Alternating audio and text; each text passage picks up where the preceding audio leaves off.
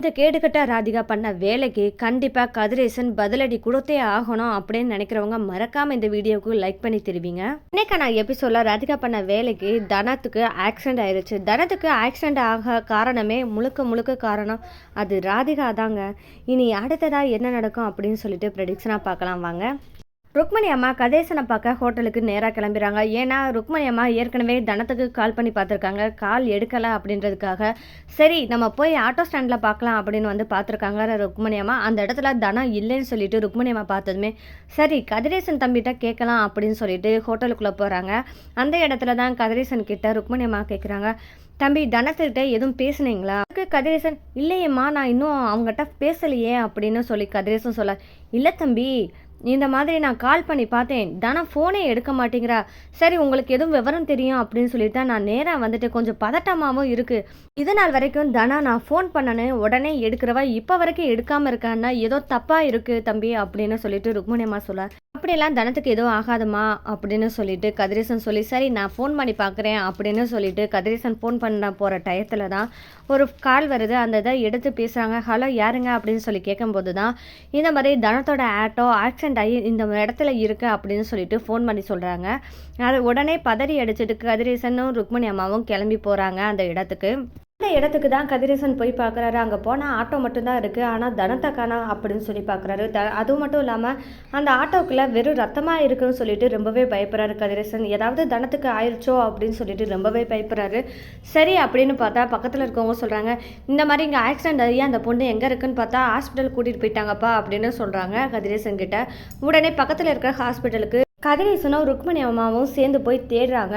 அந்த இடத்துல தனலட்சுமின்ற பேரில் யாரும் அட்மிட் ஆகிருக்காங்களா அப்படின்னு சொல்லிட்டு கதிரேசன் கேட்க அந்த இடத்துல ரிசப்ஷனிஸ்ட் என்ன சொல்கிறாங்கன்னா, இல்லைங்க சார் அந்த மாதிரி யாரும் அட்மிட் ஆகலாம் அப்படின்னு சொல்கிறாங்க.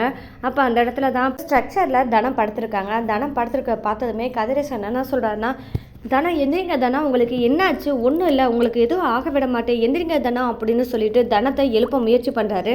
ஆனால் கதிரேசன் எழுப்புனாலும் ஆனால் எழுந்திருக்கவே இல்லைங்க. அதுக்கப்புறம் ருக்மணி அம்மாட்ட கதிரேசன், அம்மா நீங்களாவது சொல்லுங்கள், தனத்தை எழுந்திருக்க சொல்லுங்கம்மா, நீங்கள் சொன்னால் கேட்பால அப்படின்னு சொல்லிட்டு கதிரேசன் ருக்மணி அம்மா பார்த்து அழுகிறாரு. இதை பார்த்ததுமே ருக்மணி அம்மா, இங்கே பாரு தனம் எந்திரி தனம் அப்படின்னு சொல்லிட்டு அவன் ருக்மணி அம்மாவும் அழுது தவிக்க போகிறாங்க.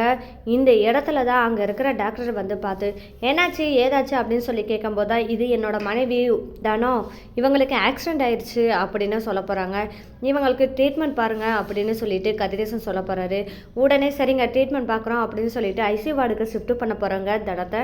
அங்கே போனால் தனத்துக்கு டாக்டர் செக் பண்ணி என்ன சொல்கிறாங்கன்னா, சிவியராக அடிபட்டிருக்கு, அவங்களுக்கு ஆப்ரேஷன் பண்ணணும் அப்படின்னு சொல்லிட்டு ஒரு நியூஸை சொல்ல போகிறாங்க.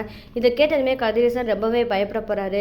பயப்படாதீங்க, கண்டிப்பாக அவங்களுக்கு ஒன்றும் ஆகாது, சின்ன ஆப்ரேஷன் தான் அப்படின்னு சொல்லிட்டு டாக்டர் சொல்கிறத கேட்டதுமே சரிங்க தாராளமாக ஆப்ரேஷன் பண்ணுங்கள், எனக்கு தனம் தான் முக்கியம் அப்படின்னு சொல்லிட்டு கதிரேசன் சொல்ல போகிறாரு.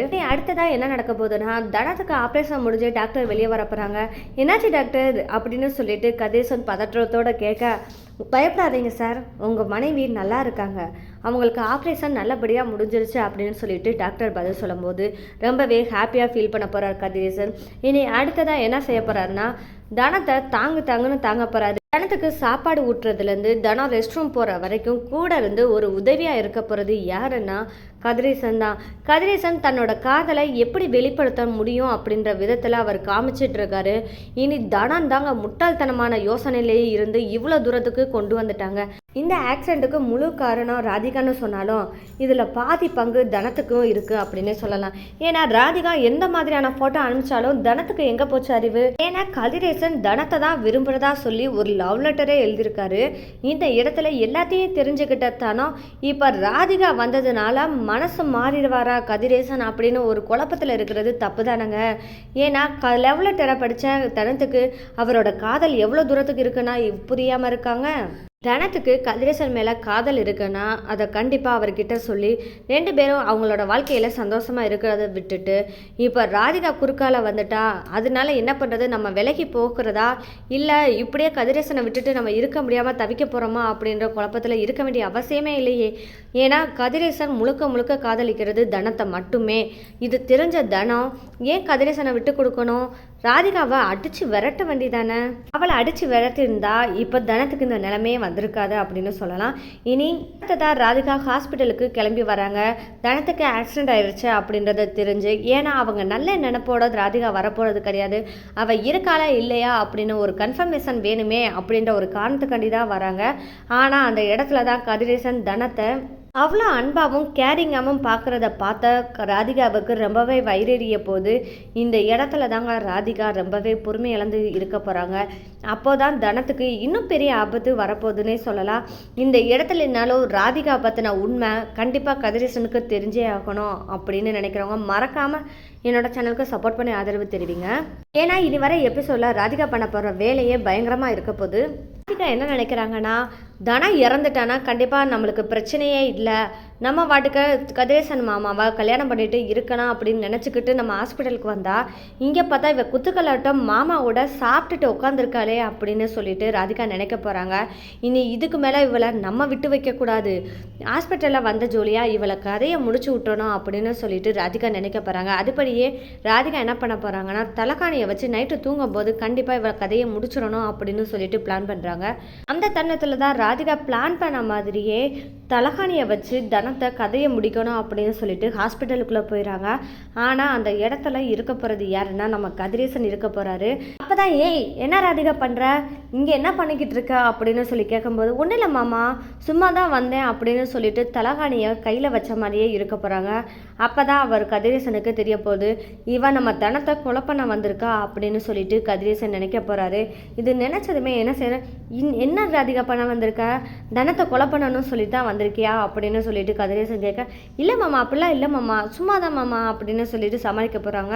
அப்போ தான் சொல்ல போகிறாங்க, ராதிகா உண்மையை சொல்லு, நான் எல்லாத்தையும் பார்த்துக்கிட்டு தான் இருந்தேன், நீ தனத்தை கொலை பண்ண தான் வந்திருக்கேன்னு எனக்கு நல்லாவே தெரிஞ்சிருச்சு அப்படின்னு சொல்லி கதிரேசன் கேட்க போகிறாரு. கேட்டதுமே ராதிகா, ஆமாம் மாமா அவள் இருந்தால் என்னோடய வாழ்க்கைக்கு தான் ஆபத்து, அதனால தான் நான் இந்த முடிவுக்கு வந்தேன், நீங்கள் பண்ணுறதை பார்த்தா எனக்கு ரொம்பவே பிடிக்கல மாமா, என்னோட வாழ்க்கையை இவள் வாழ்ந்துட்டு இருக்கான்னு சொல்லிட்டு எனக்கு ரொம்பவே கோபமாக இருக்குது, அதனால தான் இவ்வளோ தூரத்துக்கு வந்தேன். சரி ஹாஸ்பிட்டலாக அட்மிட் ஆகிட்டா, இதோட அவள் போய் தொலைவான்னு பார்த்தா இப்போ குத்துக்கலாட்டம் இருந்துட்டு இப்போ நீங்கள் அவளுக்கு சேவகை பண்ணிக்கிட்டு இருக்கிறத பார்த்தா எனக்கு உண்மையிலே நான் அந்த இடத்துல இருக்கிற இடத்துல இப்போ தனம் இருக்காளேன்ற ஒரு கோவம் தான் மாமா, அவளை இதோட முடிச்சு விட்டுட்டா என்னோட வாழ்க்கைக்கு எந்த பாதிப்பும் வராது அப்படின்னு தனத்தை கொலை பண்ணலாம் அப்படின்னு சொல்லிட்டு வந்தேன் மாமா அப்படின்னு சொல்லிட்டு ராதிகா உண்மையே சொல்ல போகிறாங்க. அந்த இடத்துல கதிரேசன், நீ இப்படிப்பட்ட பொண்ணாக இருப்பேன்னு நான் நினச்சி கூட பார்க்கல ராதிகா, என்னோட மனசில் நீ கிடையாதுன்னு சொல்லிட்டு ஆரம்பத்துலேருந்து சொல்லி தான் இவ்வளோ தூரத்துக்கு கொண்டு வந்தேன், ஆனால் இருந்தும் நீ இந்த தப்பு தான் பண்ணுற, எவ்வளோ சொன்னாலும் புரிஞ்சுக்கவே மாட்டேல ராதிகா, சரி இதுக்கு மேலே உன்னை விட்டு வச்சிருந்தா கண்டிப்பாக தனத்துக்கு தான் பிரச்சனை, இனிமேல் நீ இங்கே இருக்கக்கூடாது, உன்னை எங்கே ஒப்படைக்கணுமோ அங்கே ஒப்படைக்கிறேன் அப்படின்னு சொல்லிட்டு கதிரேசன் என்ன செய்ய போகிறான்னா போலீஸ்க்கு கம்ப்ளைண்ட் பண்ண போகிறாரு. மனைவியான தனத்தை கொலை பண்ண முயற்சி பண்ண ராதிகா அப்படின்ற விஷயத்த சொல்லிடுறாங்க போலீஸ்கிட்ட. போலீஸும் விசாரணைக்காக ஹாஸ்பிட்டலுக்கு வந்துடுறாங்க.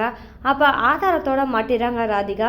மாமா போலீஸ்காரங்களை வர வச்சுட்டாங்களே, நீ எதுவுமே பண்ண முடியாதே அப்படின்னு யோசிச்சுட்டு இருக்க ராதிகா எதுவுமே பேச முடியல. அந்த இடத்துல போலீஸ் என்ன பண்ணிடுறாங்கன்னா ராதிகாவை அரெஸ்ட் பண்ணி கூட்டிகிட்டு போக போகிறாங்க. அப்போ தான் ராதிகா என்ன சொல்ல போகிறாங்கன்னா, கதிரேசன் மாமா மன்னிச்சிருங்க, நான் பண்ணது தப்பு தான், இனி நான் திருந்த பார்க்குறேன் அப்படின்னு சொல்லிட்டு மனசார மன்னிப்பு கேட்குற மாதிரி நடிக்க போகிறாங்க ராதிகா. ராதிகா என்னதான் இருந்தாலும் மன்னிப்பு கேட்டாலும் இவ திருந்த மாட்டா அப்படின்றத புரிஞ்சு கதிரேசன் என்ன தண்டனை கொடுக்க போகிறாரு ராதிகாவுக்கு அப்படின்றதாங்க இனி வர எபிசோடில் தெரிய போகுது. இந்த மாதிரியான சுவாரஸ்யமான நிகழ்வுகளாக நீங்கள் தெரிஞ்சுக்கணும் மறக்காமல் என்னோட சேனலை சப்போர்ட் பண்ணி ஆதரவு தெரிவிங்க. மீண்டும் சந்திப்போம்.